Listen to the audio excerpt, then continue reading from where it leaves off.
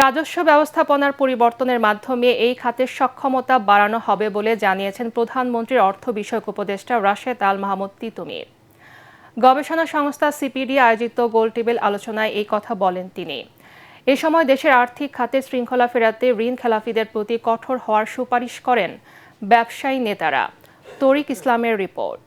বাংলাদেশের উন্নয়নে নতুন সরকারের স্বল্প ও দীর্ঘমেয়াদে অগ্রাধিকার বিষয় নিয়ে গবেষণা সংস্থা সিপিডির গোলটেবিল বৈঠক। এতে অংশ নেয় বিভিন্ন খাতের বিশিষ্টজনেরা। যে সমস্ত নির্দিষ্ট সুপারিশ এসেছে আমরা সেগুলো নিয়ে আমরা প্রকাশ করব। এ সময় দেশের অর্থনৈতিক উন্নয়নে বিভিন্ন সীমাবদ্ধতার কথা তুলে ধরেন ব্যবসায়ীরা। আমাদের আমদানি নির্ভরতা যদি আমরা ন্যাশনাল লেভেলে রাখতে চাই, there is no alternative to renewable energy. আমাদের রিনিউয়েবল এনার্জিতে যেতে হবে, প্রোডাক্টিভ ক্যাপাসিটিতে যেতে হবে, যেমন হিউম্যান ডেভেলপমেন্ট, হেলথ, আমার গ্রোথ প্রোডাক্টিভ ক্যাপাসিটি যেটা আমরা বলি, সেখানে প্রোডাক্টিভিটি ইনক্রিজ, টেকনোলজি, স্কিলস এবং বিজনেস এনেবলিং এনভায়রনমেন্ট। আপনার রিশুলের পাশাপাশি আপনাকে রিফাইন্যান্সও করতে হবে। আপনাকে দেখেন রিফাইন্যান্স করলে ওই ইন্ডাস্ট্রিটা কি রুখে দাঁড়াতে পারছে কি পারছে না, যদি পারে আপনাকে এটা সার্ভিস করতে হবে। এই যে 300টা ফ্যাক্টরি বিজিএম এর বন্ধ হয়ে গেল, এর মধ্যে আমি মনে করি বেশ অর্ধেকই হচ্ছে ব্যাংকের দোষ। আলোচনায় উঠে আসে চলমান যুদ্ধে জ্বালানি সংকটের বিষয়। উৎপাদন অব্যাহত রাখতে দ্রুত জ্বালানি নিশ্চয়তায় সরকারের প্রতি দাবি জানান বিজিএমইএ সভাপতি। খেলাপি হয়েছেন, তাদের যদি কোনো লজিক্যাল কারণ থাকে তাহলে তাদেরকে সুযোগ দেওয়া উচিত, বাট এইটা কোনো সংস্কৃতি হইতে পারবে না যে প্রতিনিয়তই একই কোম্পানি একই প্রতিষ্ঠান খেলাপি হবেন এবং তাকে সুযোগ সুবিধা হবে, সেটার পক্ষে আমরা কোনো অবস্থাতেই না। আর প্রধানমন্ত্রীর অর্থ বিষয়ক উপদেষ্টা জানান, বিগত সরকারের দেশি বিদেশি পাহাড় সম ঋণ বর্তমান সরকারের বড় বোঝা। আর্থিক খাতে শৃঙ্খলা ফেরানোর কথাও জানান তিনি।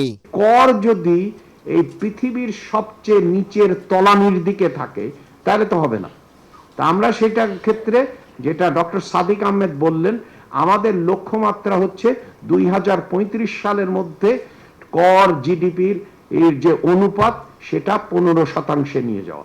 জ্বালানি নিরাপত্তা নিশ্চিতে অপচয় রোধ ও সিস্টেম লস কমাতে সরকারের প্রতি দাবি জানান বক্তারা। তরিক ইসলাম, এটিএন বাংলা, ঢাকা। সারা দেশে অস্ত্রধারী সন্ত্রাসী ও চাঁদাবাজদের তালিকা তৈরি করে শিগগিরই অভিযানে নামার কথা জানিয়েছেন স্বরাষ্ট্রমন্ত্রী সালাউদ্দিন আহমদ। দেশে আইনের শাসন প্রতিষ্ঠা করতে পুলিশ বাহিনী সংঘবদ্ধ আছে বলেও জানান তিনি। স্বরাষ্ট্রমন্ত্রী সবাইকে চেইন অফ কমান্ড মেনে চলার পরামর্শ দেন। GM তসলিমের report. স্বরাষ্ট্রমন্ত্রী হিসেবে দায়িত্ব নেওয়ার পর প্রথমবারের মতো ঢাকা মেট্রোপলিটন পুলিশ সদর দফতর পরিদর্শনে আসেন সালাউদ্দিন আহমেদ। এই সময় তাকে দেয়া হয় গার্ড অফ অনার। পরে পুলিশের ঊর্ধ্বতন কর্মকর্তাদের সঙ্গে অংশ নেন এক মত বিনিময় সভায়। বৈঠক শেষে গণমাধ্যমের মুখোমুখি হন তিনি। দেশে আইনের শাসন প্রতিষ্ঠা করতে পুলিশ বাহিনী সংঘবদ্ধ আছে উল্লেখ করে স্বরাষ্ট্রমন্ত্রী বলেন, দেশে আর কেউ পুলিশ বাহিনীকে নিজেদের হাতিয়ার হিসেবে ব্যবহার করতে পারবে না। বিগত সময়ে একটা ফ্যাসিবাদী সরকার ব্যবস্থার মধ্যে ছিল, সেই সময় অন্যান্য সকল প্রতিষ্ঠানের মতো পুলিশের এই প্রতিষ্ঠানটি, পুলিশ বিভাগও ক্ষতিগ্রস্ত হয়েছে।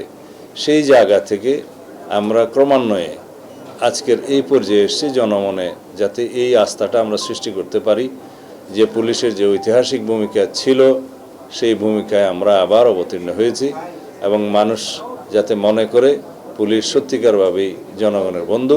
সারা দেশের অস্ত্রধারী সন্ত্রাসী ও চাঁদাবাজদের তালিকা তৈরি করে শীঘ্রই অভিযানে নামার কথাও জানান তিনি। আমরা খুব শিগগির দেশব্যাপী, বিশেষ করে ঢাকা থেকে আমরা শুরু করব। আমরা চাঁদাবাজদের তালিকা প্রস্তুত করে সেই হিসাবে তাদেরকে আইনে আওতায় নিয়ে আসার ব্যবস্থা করব খুব শিগগির।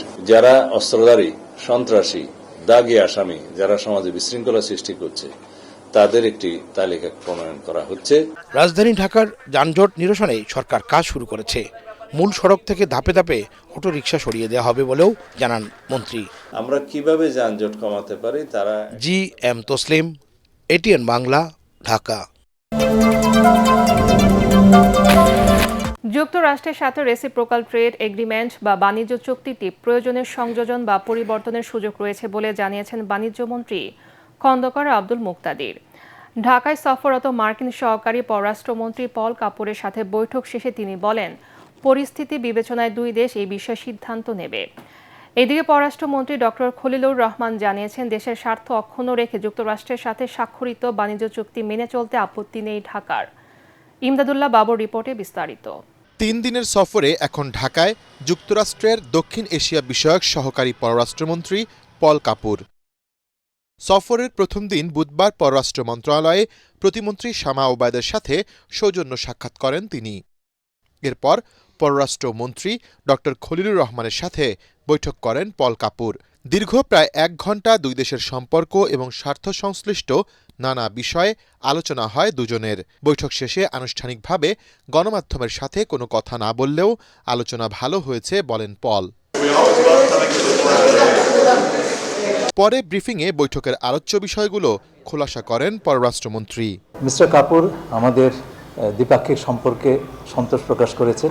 রোহিঙ্গা বিষয়ে আমার সঙ্গে কথা হয়েছে এবং এই বিষয়টা ওনারা একমত যে আমাদের সমাধানের দিকে এখন তাকাতে হবে। রিসেপ্রিক্যাল ট্রেড এগ্রিমেন্ট সেটার ব্যাপারে উনি ইতিমধ্যে আশ্বস্ত হয়েছেন যে বাংলাদেশ সরকার এটার ইমপ্লিমেন্টেশন অব্যাহত রাখবে। যখন সেকশন 301-এর আন্ডারে নতুন ট্যারিফ হবে সেটার জন্য 19 না হয়ে আরও কিছু কম হয়, তো সেই আবেদনটা আমরা করেছি। এ সময় বিশ্ব অর্থনীতির স্বার্থে মধ্যপ্রাচ্য পরিস্থিতি স্বাভাবিক করতে যুক্তরাষ্ট্রের প্রতি ঢাকা আহ্বান জানিয়েছে বলে জানান ডক্টর খলিল। তিনি বলেন, আলোচনায় ভারত ও প্রশান্ত মহাসাগরীয় অঞ্চলের ভূ রাজনীতি নিয়ে কথা হলেও তা দীর্ঘ হয়নি। আমরা মাত্র 2 সপ্তাহ দায়িত্ব নিয়েছি। এই পুরো ইন্দো প্যাসিফিক জিনিসটা আমাদের পুনর্বিবেচনা করতে হবে। আমরা কারো কোনো জোটে ঢুকবো না। মধ্যপ্রাচ্যের সংকট নিয়ে আলোচনা হয়েছে। যত দ্রুত সম্ভব আলোচনার মাধ্যমে এবং কূটনীতিকে একটা অপরচুনিটি দিয়ে এই সংঘাত, এই সমস্যা যেন সমাধান করার জন্য তারা প্রচেষ্টা করেন। পরে সচিবালয়ে বাণিজ্যমন্ত্রী খন্দকার আব্দুল মুক্তাদিরের সাথে বৈঠক করেন পল কাপুর। সামরিক কোনো বিষয়ে আলোচনা না হলেও শুল্ক বাধা দূর করে বিনিয়োগ বৃদ্ধির ওপর গুরুত্ব দেওয়া হয়েছে বলে জানান মন্ত্রী। কোনো চুক্তি এন্ড অফ লাইফ না, জীবনের সর্বশেষ কিছু না। প্রত্যেকটা চুক্তিতে সেলফ কেয়ারিংয়ের জন্য তার নিজস্ব কিছু ধারা থাকে এবং সেখানে তো এরকম যদি কোনোদিন আমাদের কাছে কিছু প্রতীয়মান হয় যে এই ধারাটার সংযোজন, বিয়োজন, পরিবর্তন দরকার, সেখানে ফার্দার নেগোসিয়েশনের স্কোপ তো সবসময় রয়েছে। বৃহস্পতিবার বিভিন্ন রাজনৈতিক দলের সাথে মতবিনিময় শেষে ওই দিন রাতে ঢাকা ছাড়বেন মার্কিন সহকারী পররাষ্ট্রমন্ত্রী পল কাপুর। ইমদাদুল্লাহ বাবু, ATN বাংলা, ঢাকা।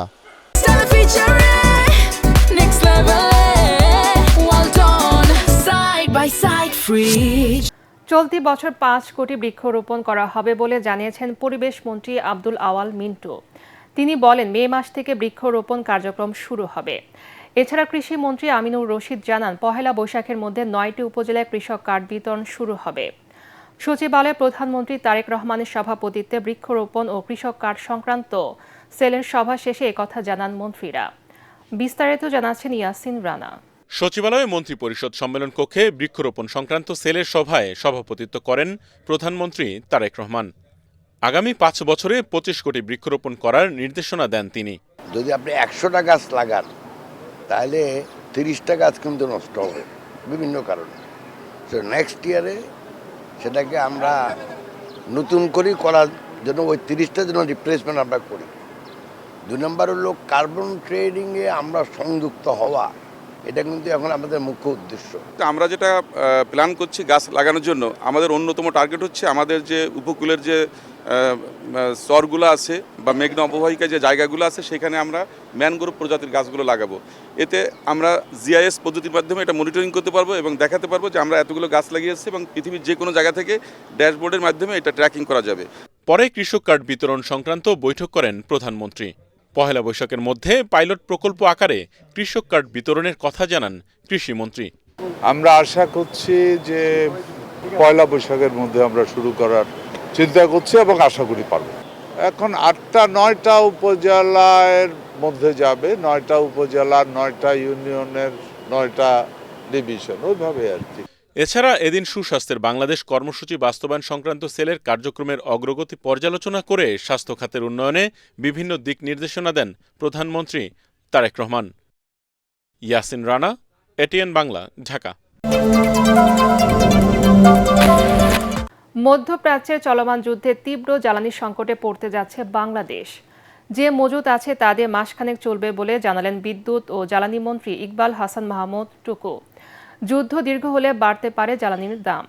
বিকল্প উৎস থেকে জ্বালানি সংগ্রহের চেষ্টা চলছে জানিয়ে মন্ত্রী বলেন, বিকল্প উপায়ে সংকট সমাধানের চেষ্টা চলছে। মার্কেটে আলোকসজ্জা সীমিত করা, ব্যক্তিগত পরিবহন কম ব্যবহার সহ জ্বালানি সাশ্রয়ের আহ্বান জানান মন্ত্রী। রিপোর্টে জানাচ্ছেন মাহবুব কবির চপল। আমেরিকার কুট চালে জ্বলছে মধ্যপ্রাচ্য। তার উত্তাপ ছড়িয়ে পড়েছে গোটা বিশ্বে। আরব দেশগুলো থেকে জ্বালানি উত্তোলন ও পরিবহন বন্ধ রয়েছে।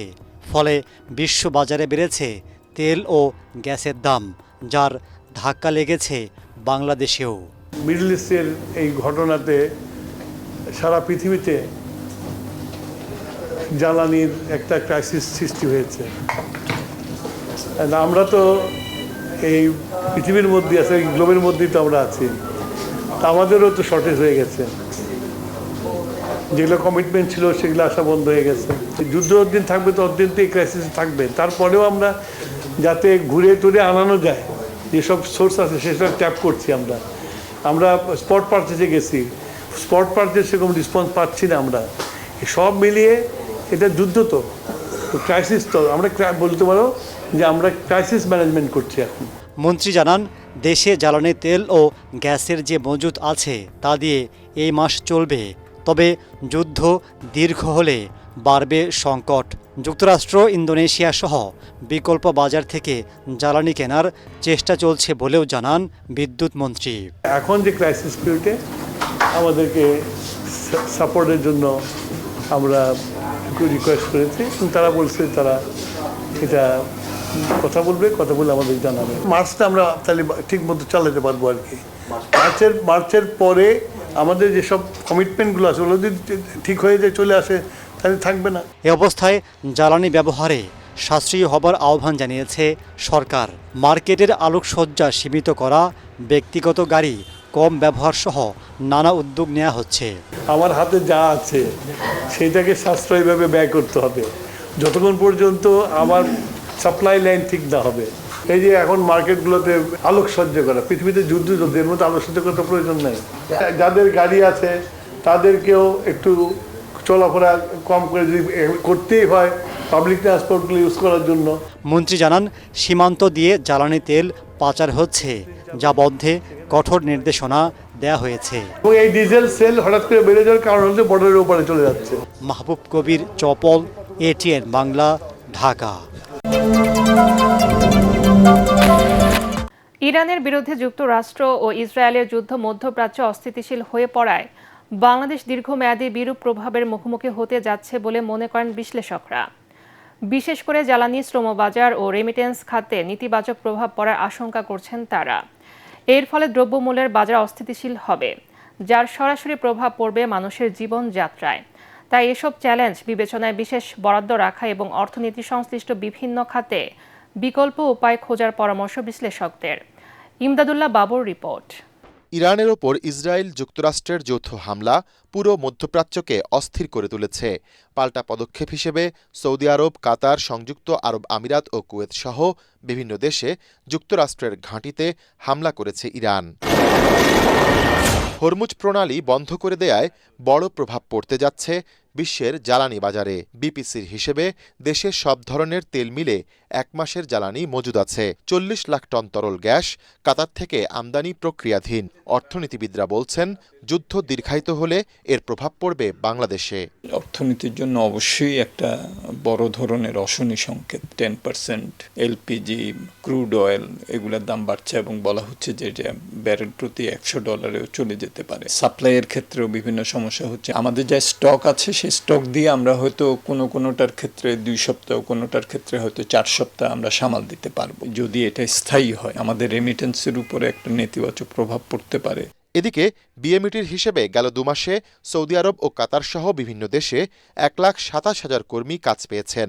এ মাসেই তাদের কাজে যোগ দেওয়ার কথা, কিন্তু এ পর্যন্ত মধ্যপ্রাচ্যের ১৪৭টি ফ্লাইট বাতিল হওয়ায় শঙ্কায় পড়েছেন কর্মীরা। আমাদের কর্মীরা যেখানে এই মধ্যপ্রাচ্যে অবস্থান করে তারা চাকরি হারাতে পারেন, যারা বিদেশে যাওয়ার জন্য অপেক্ষায় আছেন তাদের যে হাতে ভিসা রয়েছে সেই ভিসাগুলোর মেয়াদ শেষ হয়ে যাচ্ছে, অনেকে 3 দিন 4 দিন 5 দিন ভিসার মেয়াদ রয়েছে, সেই যাওয়া বন্ধ হয়ে যেতে পারে। রিক্রুটিং এজেন্সিগুলো তাদের হাতেও কিন্তু অনেক প্রসেসিং করা ভিসা রয়েছে। এই সব কিছু মিলিয়ে অভিবাসন খাতের জন্য মধ্যপ্রাচ্যের যুদ্ধ পরিস্থিতি এক ধরনের বড় শঙ্কা তৈরি করছে। বিশেষজ্ঞদের মতে পরিস্থিতি মোকাবিলায় জ্বালানির বিকল্প উৎস অনুসন্ধান, শ্রমবাজার বহুমুখীকরণ ও প্রবাসীদের সুরক্ষায় খাতভিত্তিক পরিকল্পনা জরুরি। বিকল্প সোর্স আমাদের অনুসন্ধান করতে হবে। বাজেটেরও প্রস্তুতি চলতেছে। মধ্যমেয়াদে আন্তর্জাতিক বাজারে তেলের দাম বাড়বে, ক্রুড অয়েলের দাম বাড়বে, এলপিজির দাম বাড়বে। এটার ফলে কমোডিটি প্রাইসের উপরেও একটা স্পিল ওভার এফেক্ট হবে। সেটার প্রস্তুতিটা আমাদের নিয়ে রাখতে হবে।